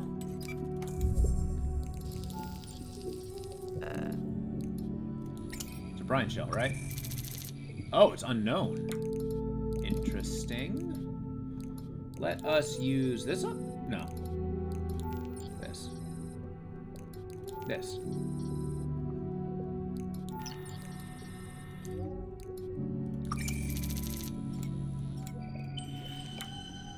What is it? Crested shell. This shell is striped with crests and found among the brine. Okay. Neat. Okay, we head back. I could swear I see a walking thing. Oh, never mind. That's my, HUD. Or my HUD.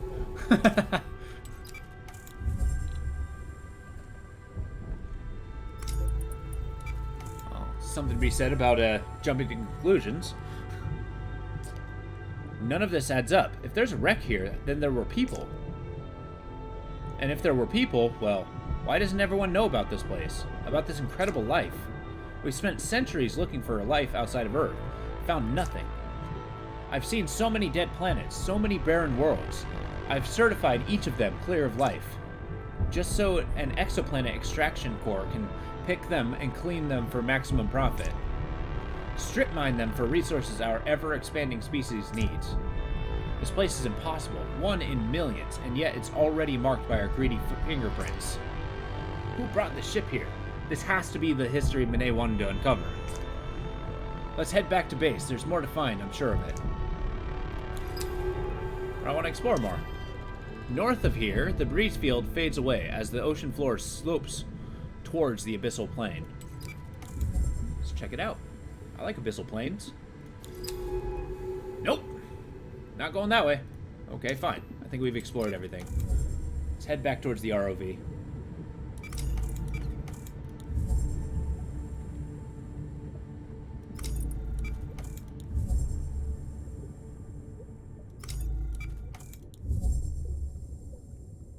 Let's give a preliminary scan. I believe... Yeah, okay, I've scanned everything. Just seeing if there's like another area I could have explored. Okay, I got my cutting torch, which is probably going to be invaluable. I'm surprised I'm not trying to scour supplies for our ship. For its repair. Like maybe repairing its life support, maybe...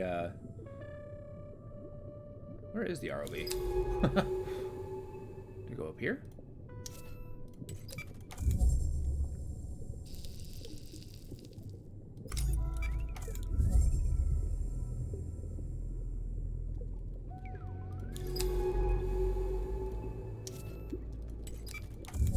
Already got the sample here. Yeah, nothing.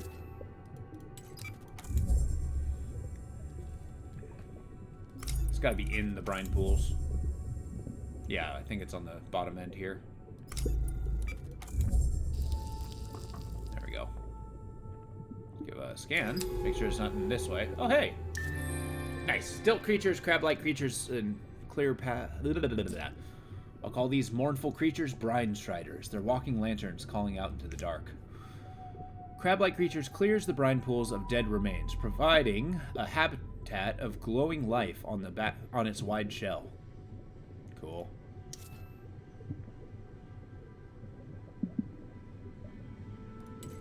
Yeah, but where's the ROV?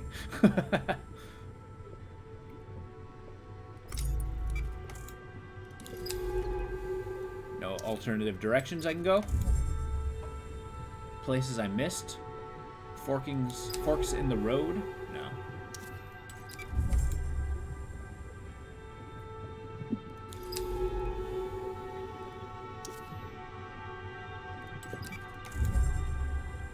It's gotta be around here somewhere.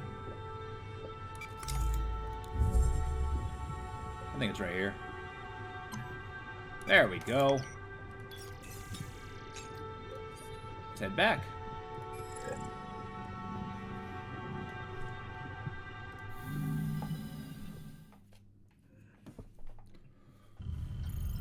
Alright, how long have we been out? 4.2 hours. I think it's just like sleep mode. Every time I turn off, it's that long. Alright. Something has happened. Come to medical now. Manet is growing. I haven't dared go in. I can't make sense of the readouts. Her vitals are unreadable, but she's still alive. Whatever kept her alive on the slopes is changing her somehow. I've been sat here watching her. I don't know what to do. Do you think she has a plan? She is in pain? No. I hope so. She doesn't seem to be suffering, but then I don't know what this is. There are Procedures. Every base stack is equipped with quarantine systems. I can authorize the lab to be purged. End it now. Is that still Monet? I can't... What do you think? Should I authorize the purge? No. You're right. That's Monet. I didn't come all this way just to... We need to monitor, to try to understand what is happening here. Thank you. I won't give up on her. I won't be afraid of what I don't understand. We find answers together. Okay, we can do this. I've hooked up that cutting torch from the debris field. I hope it helps. I need some answers. Let's find that other ROV. And maybe I misread. Did she say glowing or growing? Like swelling? Sounds like she's gonna explode or something. Okay, I found a wealth of information though. So let's look at Hab. Okay. We're in medical. Oh, she's got error, vital signs unclear. Rapid tissue growth. Oh shit, she's infecting the ship. Maybe you should purge her. Alright. Let's start at the analyzing.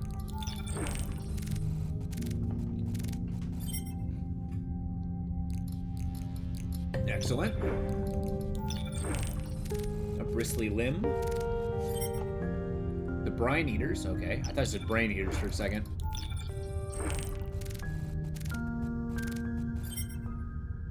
No relevant... What? Okay, I'll hold on to that. Brine Strider, awesome. Yeah, this might be part of the shrimp. Lung crest, excellent. Bacterial mat.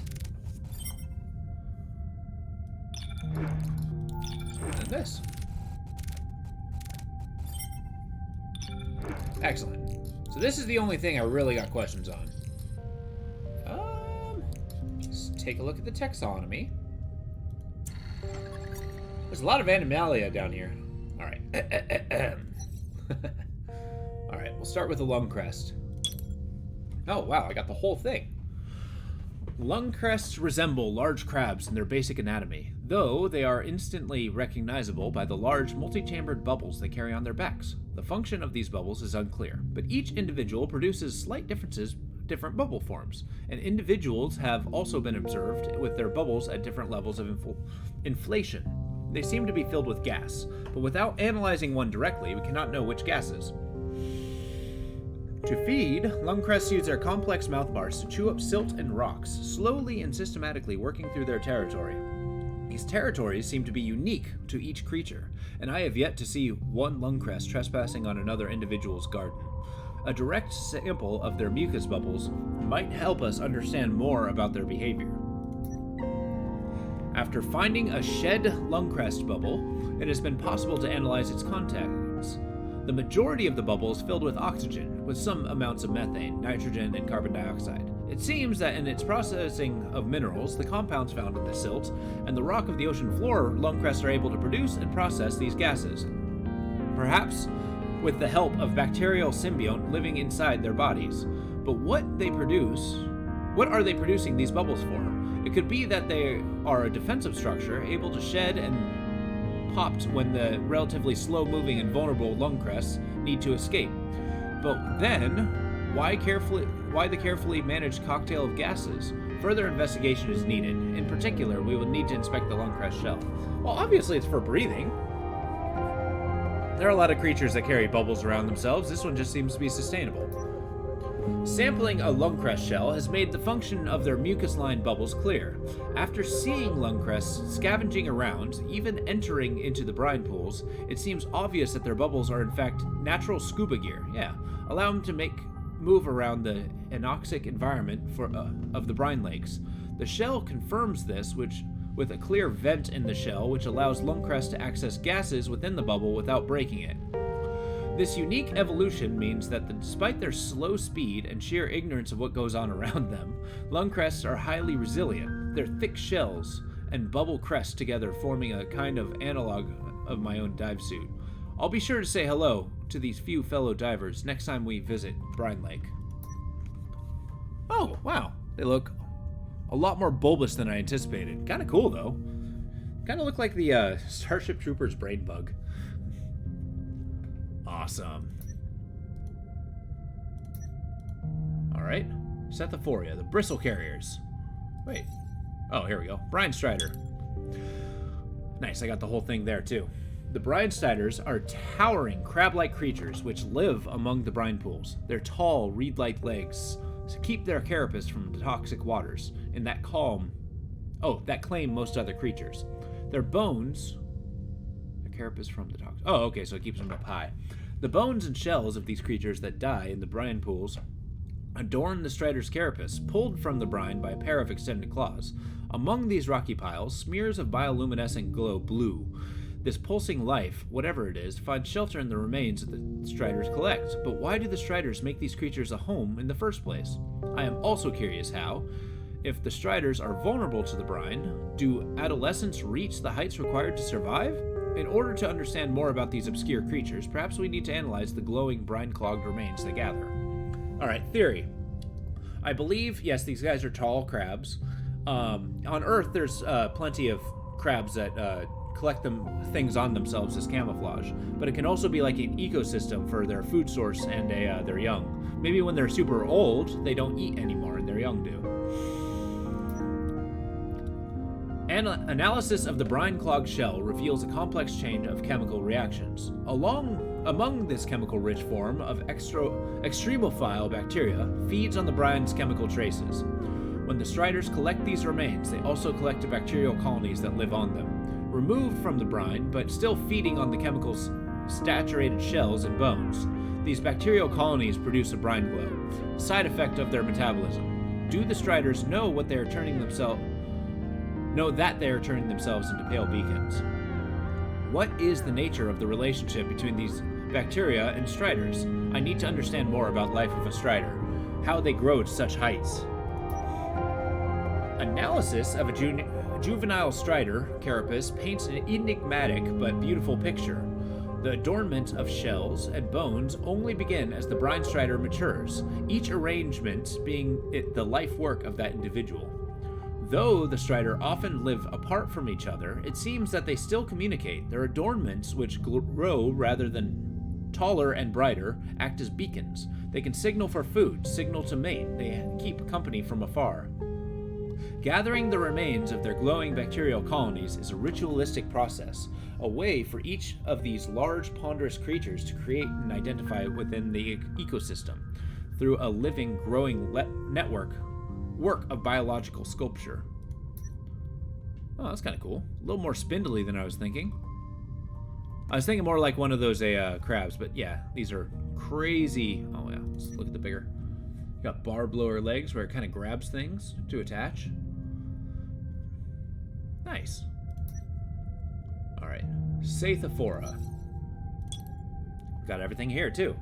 Brine eaters are hairy, frond-like creatures that live in clumps around Geese 667, deep ocean brine pools. Looking like large, dark, overgrown ferns, they sway their branching limbs through the pools, whisking the cloudy brine as they do. Each frond is thick with bristles, which are often caked in bright orange substance that reacts to the brine on contact, brightening as it does. What exactly this substance is, or does, is difficult to tell, but it seems that the eaters intentionally foster its growth in their limbs, using their matted hair to keep it attached. Individual eaters can be hard to isolate from the clumps they live in, making additional observations difficult. Understanding more about these creatures will require us to gather some samples.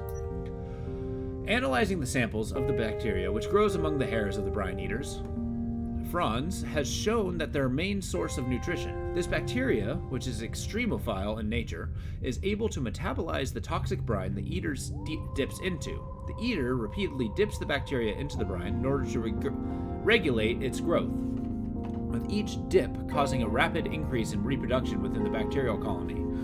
When the eater's limb is thick with orange microbes, it then wipes it across another frond, where much of the bacteria is quickly digested by the creature, leaving just enough behind on the limb to regrow the colony. It seems the name brine eater is a misnomer. It is a bacteria which eats brine. The eaters just consume the bacteria. Inspecting the tissue of a brine eater shows that despite a full nervous system, they have no central brain. In fact, regeneration present in the tissue samples suggests that a brine eater could be regrown from just a single piece of an individual. That's cool.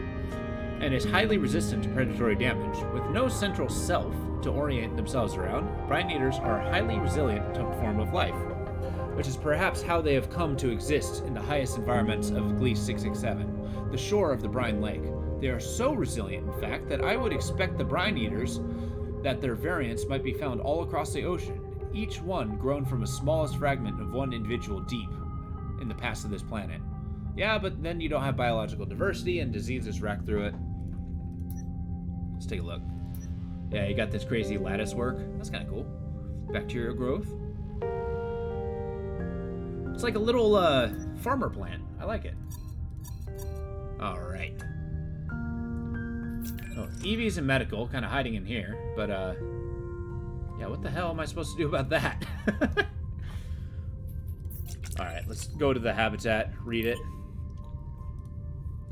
Minay. Is Minay still Minay? What has this place done to her? I mean, obviously she's dead. I've barely been able to leave the medical level, though I dare not enter the surgery. Did she do this by choice? For those few months on Kepler 62F, it was clear that Minay was struggling with something. We never spoke about it, but behind her intensity lay frenzied self-doubt.